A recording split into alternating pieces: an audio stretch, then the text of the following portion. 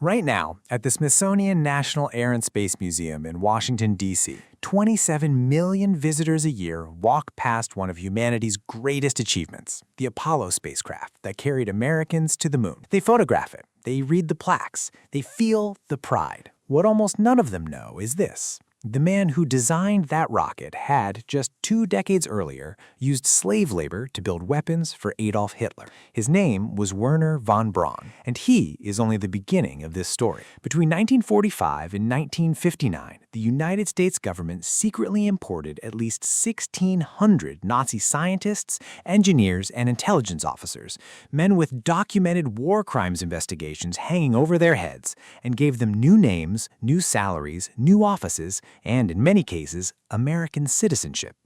They called it Operation Paperclip. And once you understand what was truly exchanged, what America gave up and what America got, you will never look at the space race, the Cold War, or the word progress the same way again. It is April 11th, 1945. You are a soldier with the 104th Infantry Division of the United States Army, pushing through the Harz Mountains of central Germany. The war in Europe is weeks from ending. You have seen things that will never leave you, but nothing has prepared you for what you are about to find. You smell it before you see it, a stench of death so thick you can taste it at the back of your throat. You follow a rail line into the side of a mountain, and there, carved into the rock itself, you find Mittelwerk, the underground factory where Nazi Germany built its most terrifying weapon, the V-2 ballistic missile. The tunnels stretch for miles, the machinery is still warm, and around you, barely alive, are the surviving prisoners of Camp Dora. Over 60,000 men were forced to work in these tunnels. They slept on wooden shelves in the rock 90 centimeters wide. They had no showers, no bathrooms. The stench of disease was overwhelming even before death came for them. An estimated 20,000 prisoners died building the V-2 rocket. More people than died building the weapon than died from it. Let that number land. More died building the weapon than died from it. The V-2 was the brainchild of Wernher von Braun, a 33-year-old German aristocrat with a Ph.D. in physics, a boyish grin, and an SS membership number, 1850688. He was not some distant bureaucrat. He visited Mittelwerk. He selected workers. Survivors would later testify they saw him walk through those tunnels, past the hanging bodies of men who had been executed as a warning to others, and say nothing, do nothing, continue his work. Here is the fact that should stop you cold. The V-2 rocket program killed more of its own slave laborers than it killed enemy civilians. It is almost certainly the only weapons program in history that can claim that grim distinction. And yet, American intelligence officers who entered those tunnels in April 1945 made a decision that would alter the course of history. They looked past the corpses. They looked at the blueprints. They looked at the 100 complete V-2 rockets they had just captured, rockets that outperformed anything the Allies had by a decade, and they made a calculation. These scientists were too valuable to prosecute. 14 tons of V-2 technical documents were loaded onto trucks. 100 V-2 rockets were dismantled and shipped in 300 railway cars to the United States. And then the Americans went looking for the scientists themselves. Von Braun had already anticipated this moment. In the final weeks of the war, he gathered his top engineers, about 150 of them, and asked a chillingly practical question. Germany has lost the war. To which side should we surrender? They chose America, not out of idealism, out of strategy. Von Braun later said he believed the Americans would use us best. He was right. They did. It is August 1945. The bombs have fallen on Hiroshima and Nagasaki. Japan is surrendering. The war is over. And in Washington, D.C., inside a building that officially doesn't acknowledge what it's doing, the Joint Intelligence Objectives Agency, the GIOA, is drawing up a list, a secret list. It contains the names of German and Austrian scientists who, under normal circumstances, would be standing before a Nuremberg tribunal, men who had used slave labor, men who had conducted medical experiments on prisoners, men with SS membership, with Nazi Party membership, with records that under the State Department's own immigration laws made them permanently ineligible to enter the United States. The GIOA had a problem. They wanted these men. The law said no. Their solution was breathtaking in its audacity. They simply rewrote the files. A GIOA official named Boskit Wev, and that name deserves to be said out loud, openly argued in internal memos that the best interests of the United States required them to clean up the personnel files of these scientists.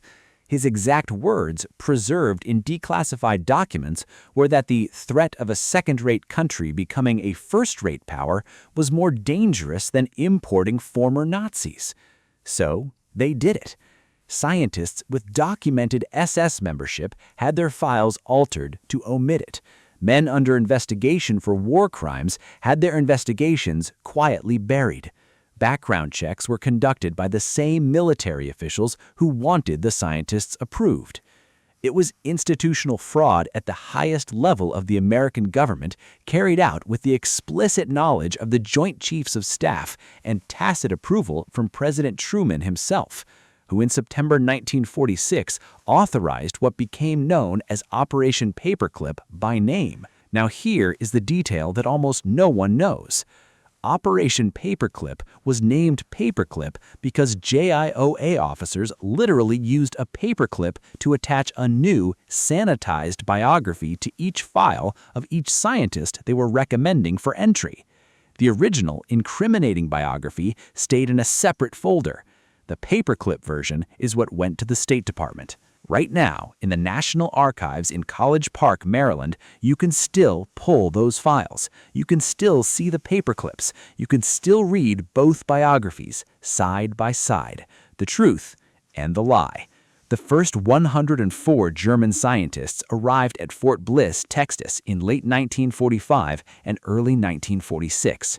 They were given contracts, initially one-year deals, and housed in military facilities. They were told not to discuss their past with American civilians. They were assigned military escorts at all times. They were, in every functional sense, prisoners with good salaries. Von Braun arrived at Fort Bliss on June 20, 1945. He was 33 years old, wearing a cast on his left arm from a car accident during his evacuation from Peenemünde, and he spoke near-perfect English. Within weeks, he was giving briefings to American generals. Within months, he was writing enthusiastic letters about his new life in Texas. The man who had overseen slave labor was now complaining, politely, that the American stakes were too large. But von Braun was not even close to the most troubling figure in Paperclip's portfolio. It is December 9th, 1946, in courtroom 600 of the Palace of Justice in Nuremberg, Germany. 23 defendants sit in the dock. Most are doctors. The charges include murder, torture, and crimes against humanity conducted in the name of medical science. The world is watching. This is the doctor's trial. Conspicuously absent from that courtroom is Dr. Hubertus Strughold. In 1977, NASA will name its library after him. Here is what the plaques and the library name left out. Strughold headed the Aviation Medical Research Institute at the Luftwaffe's medical headquarters in Berlin. Under his directorship, experiments were conducted on prisoners at Dachau concentration camp, experiments that included submerging prisoners in freezing water to simulate downed pilots, placing them in low-pressure chambers until their eardrums burst and their lungs hemorrhaged, and forcing them to drink seawater until they went insane with thirst. Prisoners did not survive these experiments as a rule. They were not meant to. Strughold's personal involvement in ordering these experiments was documented. His name appeared on research papers that cited the data. After the war, 5 of his subordinates were convicted at Nuremberg. Strughold was never charged. He had already been paperclipped. In 2006, the International Space Hall of Fame removed Strughold from its list of honorees after researchers presented newly declassified evidence. In 2012, the UTSA Health Science Center removed his name from its library.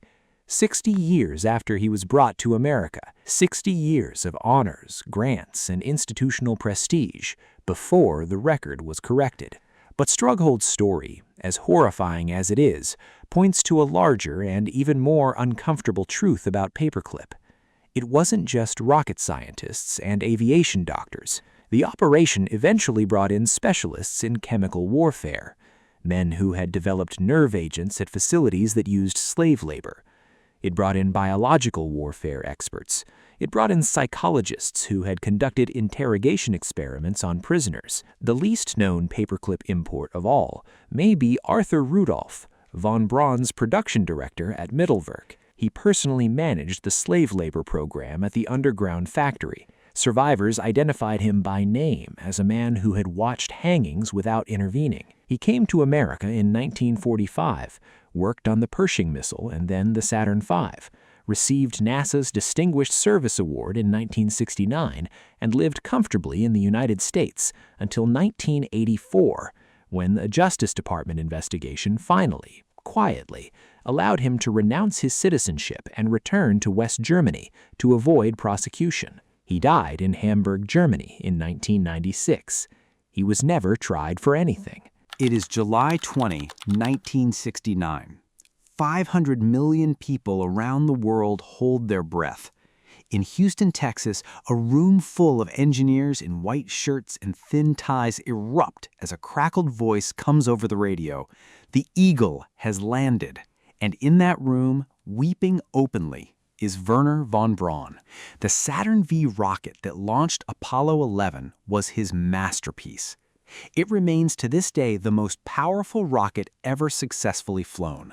363 feet tall, 6.5 million pounds of thrust, an engineering achievement so extreme that some NASA engineers today say they're not entirely sure they could build it again. Von Braun designed its architecture. He drove its development. He championed it when politicians wanted to cancel it, when engineers said it couldn't be done, when budgets threatened to kill the whole program.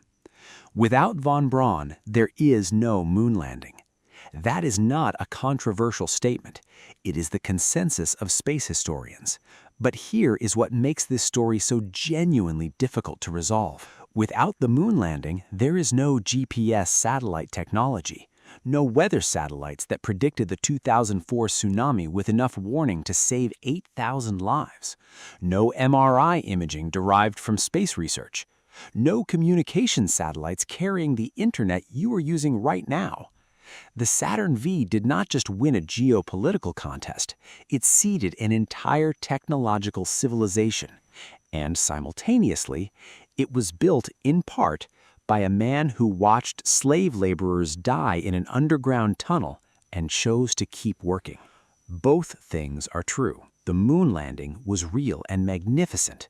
The cost of the knowledge that made it possible was paid in human suffering by people who had no choice. The Soviet Union had their own version of this bargain. Operation Oso Aviakhim, conducted on October 22, 1946, saw Soviet forces round up approximately 2,500 German rocket scientists and their families in a single night and transport them to the USSR by force. The Soviets got the engineers who worked on manufacturing. The Americans had gotten the senior designers first. This is why the American rockets worked better, faster, and why when the Soviets beat America to space in 1957 with Sputnik, it was temporarily, not permanently. Von Braun became an American citizen in 1955. He appeared on 3 Disney television specials hosted by Walt Disney himself, helping convince a generation of American children that space exploration was destiny. His SS past was known to his supervisors. It was unknown to the 42 million viewers who watched those Disney broadcasts. It is 1985. Journalist Linda Hunt has spent 3 years fighting the U.S. government for access to classified files. She is writing about a program most Americans have never heard of. The documents she finally receives after Freedom of Information Act battles will become the foundation for her 1991 book, simply titled Secret Agenda. For the first time, a wide American public would learn what had been done in their name. The government's response was at first defensive. Then it went quiet. Then slowly, over the following decades, it began to acknowledge. In 1998, the Nazi War Crimes Disclosure Act forced the declassification of 8.5 million pages of government documents relating to Nazi war criminals and their post-war activities. Included were the full unredacted paperclip files, the original biographies, and the paperclipped replacements, side by side. Here is the counterintuitive fact that almost no account of paperclip mentions. Several American scientists protested paperclip loudly and publicly at the time. Albert Einstein, who had himself fled Nazi persecution, signed a letter in 1947 along with 28 other prominent scientists demanding that the government stop the program. The Federation of American Scientists called it a threat to American values. The New York Times ran an editorial calling it a moral scandal. None of it worked. The JIOA simply classified more documents and continued. The scientists' German colleagues who weren't imported, those who ended up in Soviet hands, built the missiles that pointed at American cities during the Cuban Missile Crisis in 1962. That is the steel-cold logic that officials used to justify paperclip, both then and in hindsight. It is not an argument that can be entirely dismissed. It is also not one that settles comfortably. What is certain is that the U.S. government made a deliberate choice to value the product of evil over the prosecution of evildoers, and then lied about it to the American public for decades. The paperclip was not just a filing device. It was a symbol of something being hidden in plain sight. Today, in 2025, the United States Space Command tracks over 27,000 objects in Earth orbit. The GPS system provides real-time positioning to 4 billion users daily. The successor agencies to the institutions von Braun built, NASA, the Jet Propulsion Laboratory, and the modern aerospace industry, employ hundreds of thousands of Americans and generate hundreds of billions of dollars in economic activity. The foundations of all of it rest in part on Operation Paperclip. Wernher von Braun died of pancreatic cancer on June 16, 1977 in Alexandria, Virginia. He was 65 years old. President Jimmy Carter sent a statement calling him one of the greatest rocket scientists in history. The statement did not mention middle work. It did not mention Dora. It did not mention the 20,000 dead. His legacy is today genuinely contested in a way it was not during his lifetime. The Marshall Space Center in Huntsville, Alabama, which he ran for years and which is the heart of NASA's Heavy Lift rocket program, still has a museum dedicated to him. Survivors and their descendants have campaigned for its removal. That debate is ongoing. The deeper question that Operation Paperclip forces upon us is one that every generation faces in different forms. When does the pursuit of progress justify the decision to look past atrocity? When does national interest become moral amnesia? And who gets to decide? The prisoners of Camp Dora never got to decide. They were not consulted when their tormentors were given new biographies and new passports. They were not in the room when the JIOA made its calculations. Their suffering built a rocket program, and then their suffering was filed away, clipped to the back of a document, and hidden. A paperclip. Such a small, ordinary thing. Such an enormous thing to hide. The moon landing was one of the most extraordinary things our species has ever done. The rockets that carried us there are genuinely breathtakingly beautiful pieces of engineering. And Wernher von Braun, Arthur Rudolph, Hubertus Struckhold, they are not villains in a simple story. They are something harder to process than villains, and who were then rewarded by a democratic government that believed in human rights because they were useful. That is the story of Operation Paperclip.